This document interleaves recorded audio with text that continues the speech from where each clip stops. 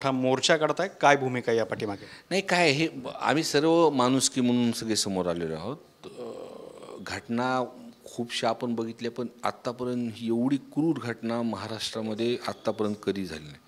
म्हणून सगळे आम्ही पक्ष बाजूला सोडून सर्व लोकप्रतिनिधी असतील, सर्वसामान्य लोक असतील, सर्व संघटना असतील, सर्व जातीपातीच्या संघटना असतील, व्यापारी असतील, की ही जी काही दहशत एका माणसामुळे झालेली आहे आणि त्या दहशतीला मोडण्यासाठी आणि संतोष अण्णा देशमुख यांच्यावरती जे काही प्रकार झाला, त्याच्या कुटुंब जे काही दुःखामध्ये आहे, त्यांना न्याय देण्यासाठी आम्ही सर्वजण रस्त्यावर उतरणार आहोत. या मोर्चाला कसा प्रतिसाद मिळेल? कुठून कुठून लोक येणार आहेत? साधारण गर्दी किती होऊ शकते? आणि बरेच म्हणजे संभाजीराजे असतील किंवा इतरांनी सुद्धा जाहीर केलं की आम्ही सुद्धा या मोर्चात असणार आहेत. कसं चित्र असू शकतं? नाही, 1,00,000 लोक जमतील आणि हा मोर्चा तुम्हाला बघायला भेटेल की सर्व जातीपातीचे लोक असतील. कोण का हा विषय फक्त एका जातीचा नाही आहे. मी वारंवार संतोष अण्णा देशमुखांच्या विषय संदर्भात बोलल्यानंतर मी रामकृष्ण बांगर हे बघा 2 विषय आमच्या मतदारसंघामध्ये.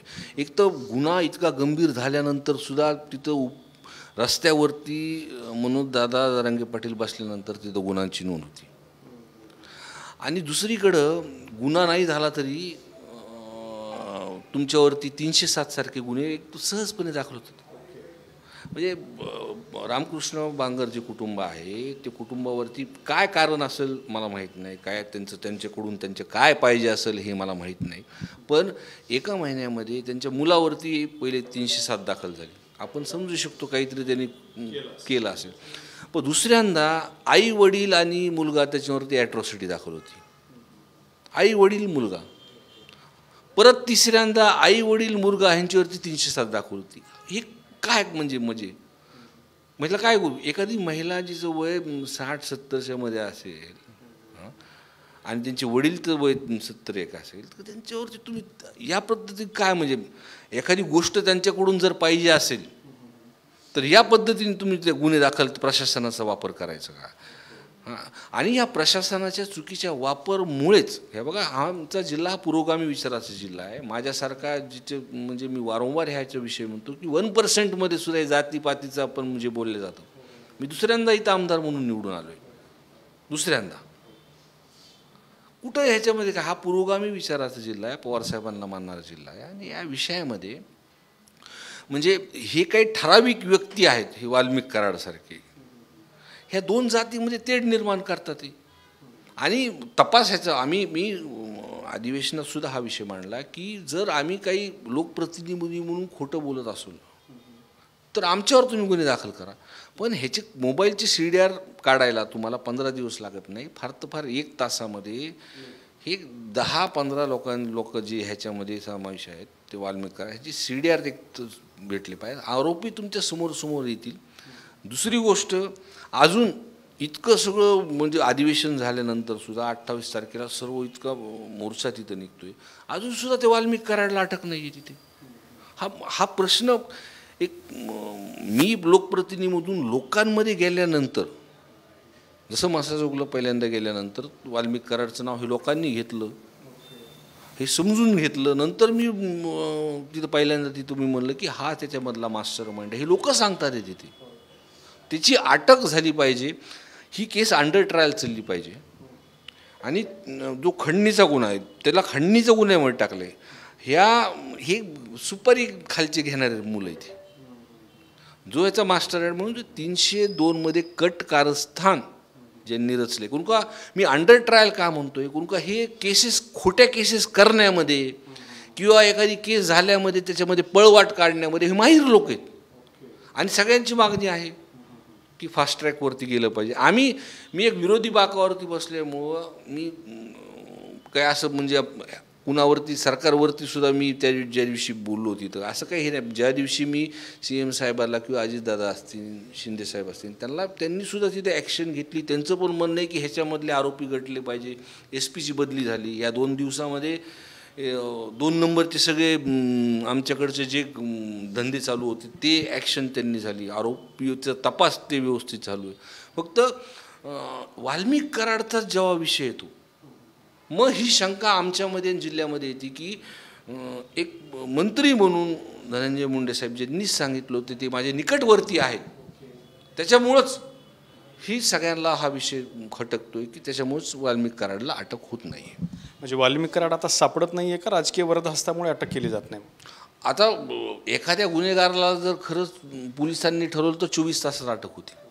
आज 13-14 दिवस उलटून गेले तरी अटक नाही.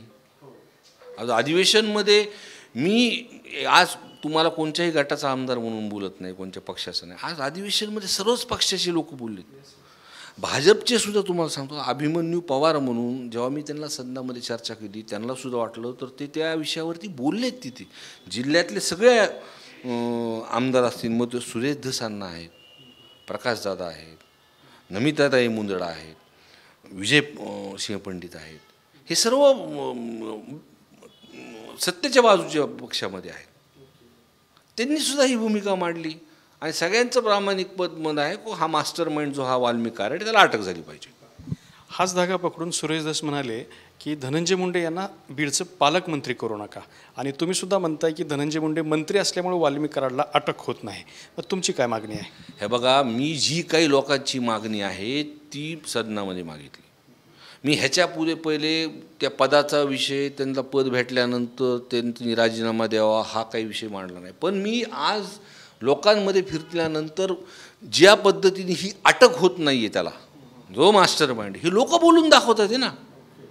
आणि फास्ट ट्रॅक करा म्हणजे काय, तुम्ही जर फास्ट ट्रॅकवरती गेले 3-4 महिन्यामध्ये हा सगळी वस्तुस्थिती तुम्ही CDR जर लोकांसमोर आणत येईल तर माझ्यासहित पूर्ण जिल्ह्याची अशी मागणी आहे की त्यांनी नैतिकता राखून पदाचा राजीनामा देऊन हे 3-4 महिने प्रकरण जो काही दोषी आहे त्याच्यावरती कारवाई करून तुम्ही हे झाल्यानंतर तुम्ही परत तुमची शपथविधी घ्या, आमची काही हरकत नाही. तोपर्यंत त्यांना मंत्रिपदापासून दूर राहिलं पाहिजे अशी नैतिकता त्यांनी मुंडे साहेबांनी दाखवली पाहिजे. आता दुसरा एक मुद्दा आहे, तुम्ही 2-3 वेळा म्हणलात की बीड जिल्हा हा पुरोगामी जिल्हा आहे. केशर काकूचे तुम्ही नातू आहात, त्यांचं सुद्धा काम पुरोगामित्वाला धरून होतं. मात्र जेव्हा तुमचं घर जाळलं गेलं ते मी प्रत्यक्षात बघितलेलं होतं.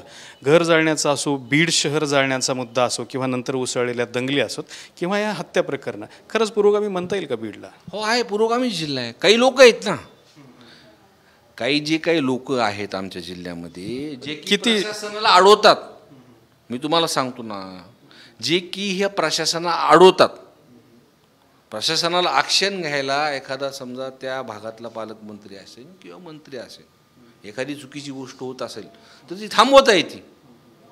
पण ती जर करायची असेल किंवा 2 समाजामध्ये तेढ निर्माण करायचा असेल, तो राजकीय असेल तो काय असेल, हा विषय समोर होतोय ना. हे जर आला असतं तर मी निवडूनच आलो नसतो ना. ही तर वस्तुस्थिती तुम्हाला दिसते ना.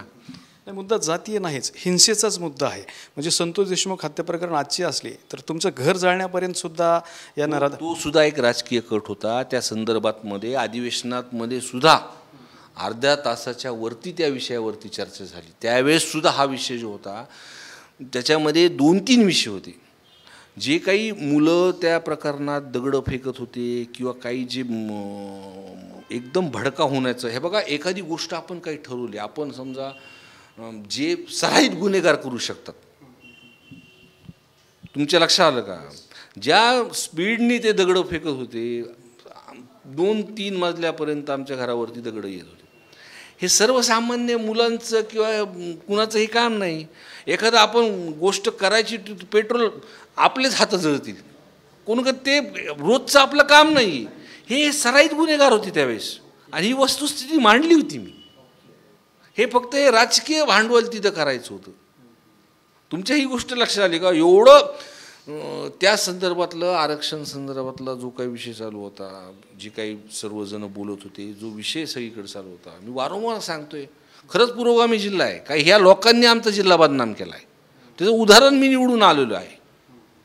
ह्या लोकांना जर व्यवस्थित या प्रशासनाने, या सरकारने ह्यांना धडा शिकवला, ह्यांना जर तिथं फासावर चढवलं तर ही सगळा जिल्हा आमचा पूर्णपणे शांत होऊन जाईल. सध्याच्या पोलीस म्हणजे जे नवीन SP आलेले आहेत आणि पोलीस प्रशासनात जे काही बदल होत आहेत त्याच्यावर समाधानी आहात का त्याच्यात अजूनही तुम्हाला काही त्रुटी जाणवत आहेत? नाही मी लोकप्रतिनिधी म्हणून जी सरकारने ॲक्शन घेतली त्यांच्या ह्या 2-3 दिवसामध्ये त्यांच्या तपासामध्ये मीच नाही तर जिल्ह्याचे लोक काही वस्तुस्थिती पण उगाच विरोधक म्हणून मी खोटं बोलायचं तिथं ही वस्तुस्थिती आहे की जिल्हा आज त्यांच्या जे काही त्यांच्या ह्याच्या 2-3 दिवसामध्ये लोक समाधानी आहेत. पण फक्त एकच विषय तो परत येतो वाल्मिक कराडचा आणि ते जे निकटवर्ती आहेत धनंजय मुंडे साहेबांची, मग बाकी सगळ्यांवरती ॲक्शन होतील, मग त्यांच्यावरतीच काय ॲक्शन होत नाही, ही सगळं आम्ही सगळे बघतोय ना. तर हे होते बीडचे आमदार संदीप क्षीरसागर यांनी अत्यंत महत्त्वाचे मुद्दे मांडले. त्यातला सर्वात महत्त्वाचा मुद्दा म्हणजे या संपूर्ण प्रकरणाचा छडा लागेपर्यंत धनंजय मुंडे यांनी आपल्या मंत्रिपदापासून दूर राहण्याची नैतिकता दाखवली पाहिजे. कॅमेरामन हर्षल निकमसोबत दत्ता कानवटे, TV9 मराठी, बीड.